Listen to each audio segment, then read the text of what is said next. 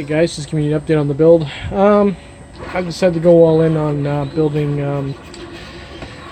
cell holders and redoing my batteries. I found a lot of issues that I need to work out.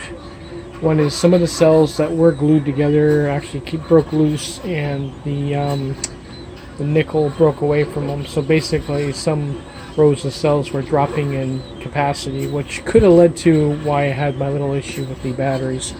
In total, I end up losing 12 in total. Actually, 13, because this one here still holds a charge, but there's a small issue with the bottom. This is something that happened about a month ago where I went to pick the pack up and I dropped it. And I checked it right away, and I didn't feel anything was bent until I actually unwrapped it, and obviously there is. So that one's for the bin. I'll discharge that properly and dispose of it. I'm in the process of cleaning them up and pulling all the wrappers that are covered in glue and everything off. Like once they're in these cell holders, they're not going to touch. They got a nice decent gap. These will fit, as you can see, and we'll go from there. I'm not going to build any more packs without these separators. I'm working on the big one here, balancing it and checking it out. I have some more of those cells in here that replaced another pack that died.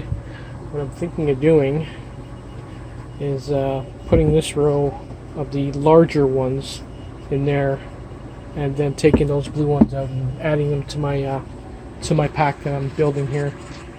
So these two are questionable. They look a little puffy on the bottom. And, could be just me. I'll do a test on them anyway, capacity test. This one especially looks puffy.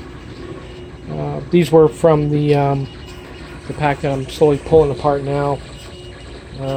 These ones really didn't move, but there was a few that broke away.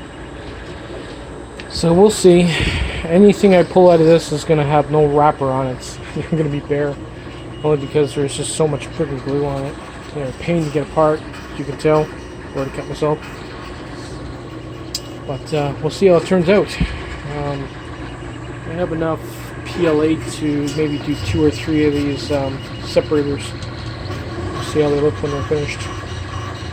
Later, guys.